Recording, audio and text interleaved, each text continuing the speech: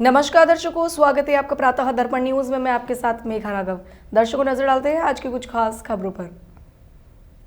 जनता क्रांति पार्टी के तत्वावधान में कार्यकर्ता सम्मेलन मिराग नज दिगरचा रसड़ा में सफलतापूर्वक संपन्न हुआ।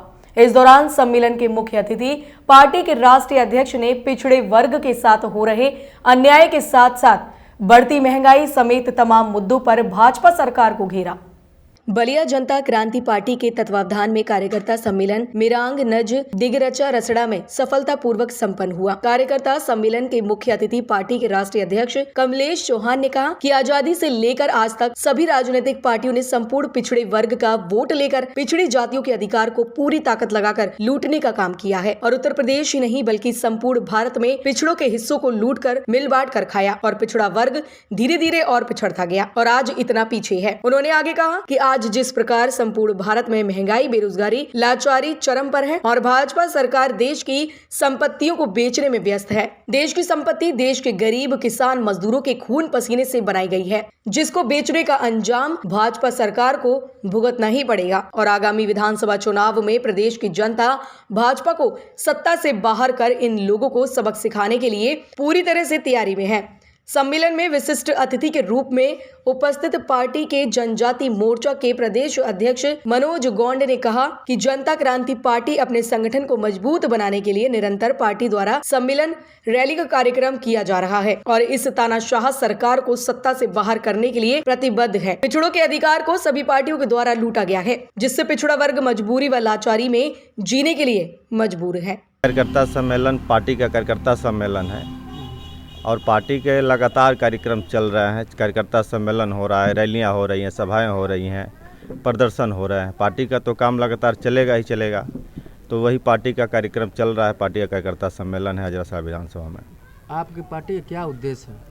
पार्टी का उद्देश्य साफ है और पार्टी की लड़ाई भी साफ है।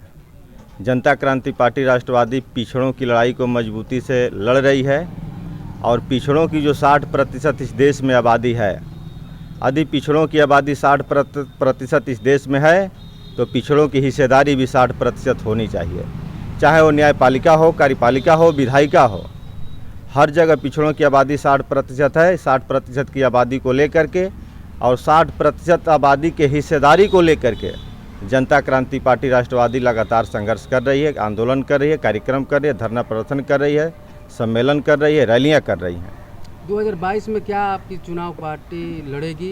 किन किन मुद्दों को लेकर लड़ेगी चुनाव? पार्टी चुनाव लड़ेगी और पार्टी का मुद्दा ही पिछड़ा वर्ग रहेगा कि जितने भी राजनीतिक दल अब तक प्रदेश में आए, जितने भी पार्टियों की सरकार बनी, जितने भी मुख्यमंत्री बने, या सारे मुख्यमंत्री, सारी सरकारें पिछड़ों को मात्र और मात्र धोखा दिए, पिछड़ों के अधिकार को लूटे, पिछड़ों की हिस्सेदारी और भागीदारी की बात कभी प्रदेश और देश की पंचायत में नहीं की है।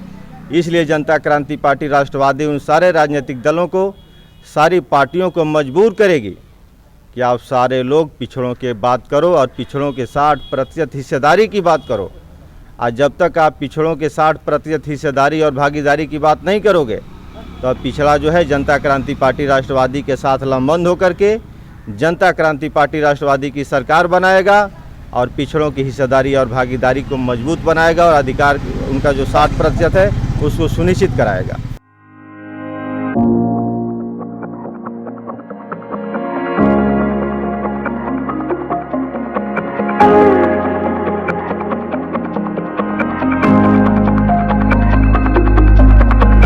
अविनाश कुमार उर्फ चंदू जी की ओर से विश्वकर्मा पूजा के शुभ अवसर पर कथारा क्षेत्रवासियों को ढेर सारी शुभकामनाएं व बधाई।